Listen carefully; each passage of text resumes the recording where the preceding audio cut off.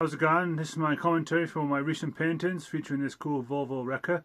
Firstly, the people who are new here with my paintings and stuff like that, majority of the actual pre-sketching and pre-drawing and stuff is done outside the actual studio or the garage or whatever I like to call it. This is just primarily because I don't really tell people how to actually paint or draw stuff because I'm not really a teacher. I'm just a painter, so I don't really know how I actually do things.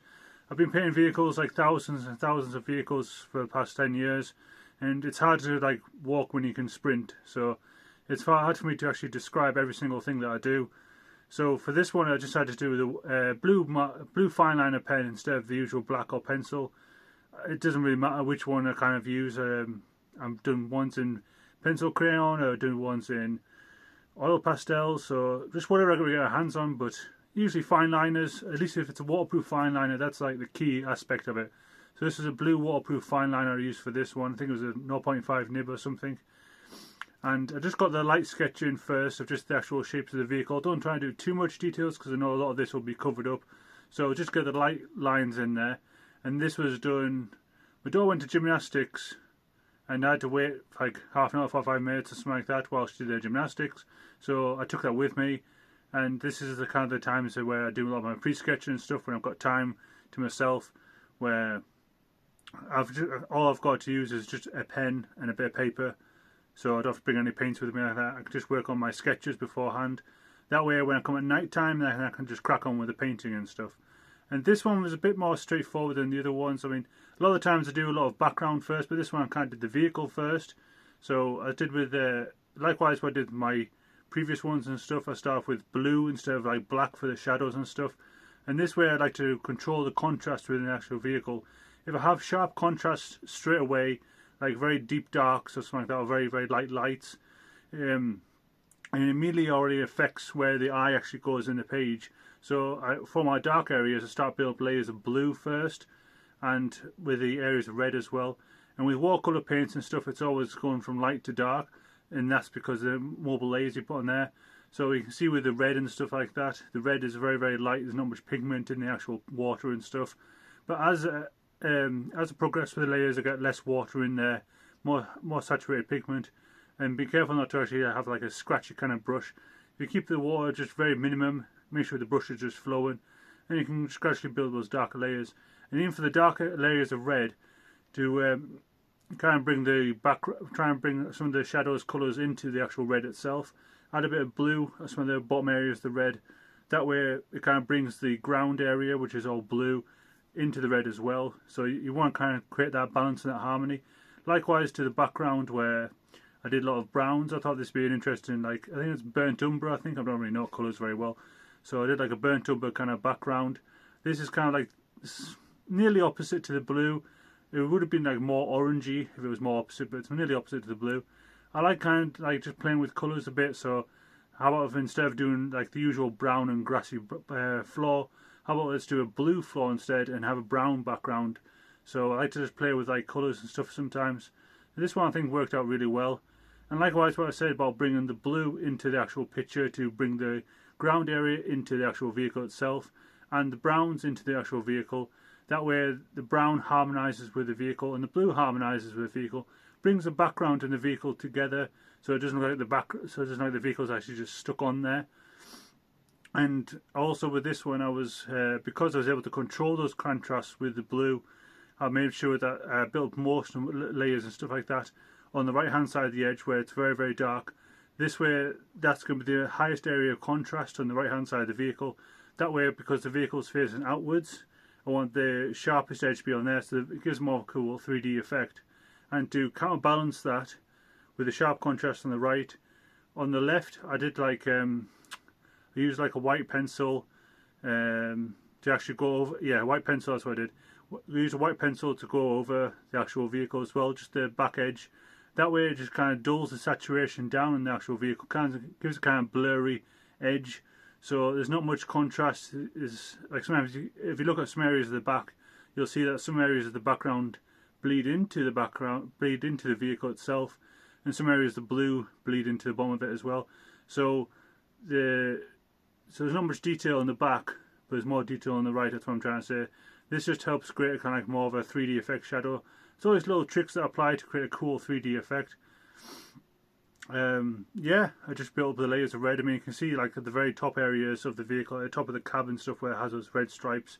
That's where like played only like one layer of watercolour paint, and it gets further down to the middle area. Maybe did 4 or 5 layers. Then up to there, I get like 7 or 8 or even 10 layers sometimes. Sometimes even get like 14 layers of watercolour paint, just again to build up all these colours within it. I really enjoyed doing this one. I think it turned out really nicely. Highlighted the contrast really well, the right hand side, so this one turned out really well. What I've said in my previous paintings and stuff like that, these are all just made intuitively, so there's no pre-planning beforehand of this is what I'm going to do, like a list of instructions on what I'm going to actually do to create this painting or anything like that.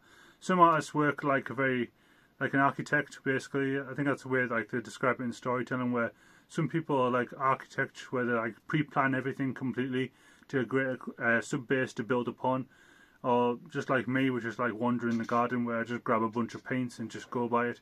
And that's just because when I feel like there's a long list of like the to-do list on how to actually create something, although this is a good path, like a good direct path to actually get an effect that I want, there will things that will happen within the paper, or there'll be new ideas happening. So there's a lot of, so I prefer to let the actual pictures reveal themselves than the actual like just trying to be really stifled. It's the same thing I tell my customers when I tell my customers to don't really plan any of my paintings for their commissions. They have they want a certain effect for the paintings. I'll ask what kind of effect you want the painting to have, whether you want to promote your business or something cool to hang in the office or a cool t-shirt design. That way I have like a guiding light, so I know this is the kind of effect that they want, so I can guide the painting towards that effect. But because they're not planned or anything like that, I can kind of meander around and just see what happens and see what effects and stuff, because I can tweak it and alter it to actually get that desired effect. But because I don't have that rigid structured line of this is the paint I'm going to use, this is the line, I can just like go along with it. And it just makes it a lot more fun, it makes it more free, and it also allows the paintings just to be a bit more unique, because I'm not really sure how they're going to develop, so I'll kind of like let them develop themselves, and it keeps them all the paintings different from one another. You'll see that even though I've painted like, I don't know, like 100 different trucks at least by now, maybe 200-300 trucks, they're all completely different, the backgrounds and stuff like that, and the way I develop the effect of how they actually want the truck to show, whether it's portrait, landscape, whether I made them for t-shirts, whether I made them for offices and stuff. I do know what to do really in the background. I did like I said, I did burnt umber in the background. I did like a little bit of white lightning effect above the vehicle. That was one thing I maybe I shouldn't have done, or because I started I should have extended it a bit further. I wanted to just like kind of bring more eye to the back of the vehicle. I think my white pen actually ran out of ink when I was actually doing it, so what you see there is what I have. I could do it with maybe paint, but then it becomes a bit tedious, because then I want to kind of keep the same kind of line width and stuff. So I just did the company name, which is Danes, on the background, and that again just kind of bleeds into the background, into the brown umber that I have. So this again just creates more background to make the vehicle more pop out more. And I've got like a few red lines around it as well. All these little tricks here and there just to make it more 3D and stuff. I love the shadow underneath though I did like cross hatching. I keep on telling myself I don't know why I keep cross hatching, but I think it's just because I love the tedious like work it has. Just like when I'm sat by myself listening to music and I just do line, line, line, line. It just becomes fun. Paint was a success. I put it on Instagram. I think I got like about 7 or 8 likes, and the company who had it was based on Danes. They really enjoyed it and stuff.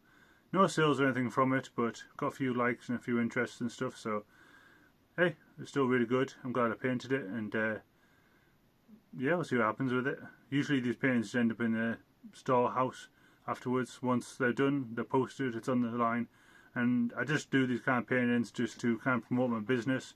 This is what I can do, and hopefully maybe some people will see it and think that they want it for their own truck, or if people don't really see it, just on to the next one, just keep painting, just keep cracking on and stuff. I picked this one because I love drawing record trucks. I don't know why. I think I prefer drawing record trucks than I do for drawing super vehicles.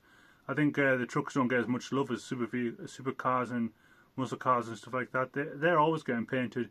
Whenever I see like other car arts and stuff like that, it's always really fancy Porsches and Ferraris and Lamborghinis and all these cool supercars and stuff. But I want to draw like the vehicles that don't get as much love and provide like good service and provide good for the community, and wrecker trucks, skip trucks, bin wagons, all these transporters and stuff. These are really like the groundwork that makes the community move around and stuff. I think I want to try and bring more to that to the people and stuff. I think that's why I do it. Because I mean, Lamborghinis are cool and stuff and all, but everyone's done it. So I mean, I'd rather draw a bin wagon than actually draw a Lamborghini. But that's just me. So yeah, on to the next one. I think after this, I'm not sure what I'll be doing after this. Maybe another truck one. I think I've got, but I'm going to do it different, like with a portrait. So, but yeah, this is my Volvo painting.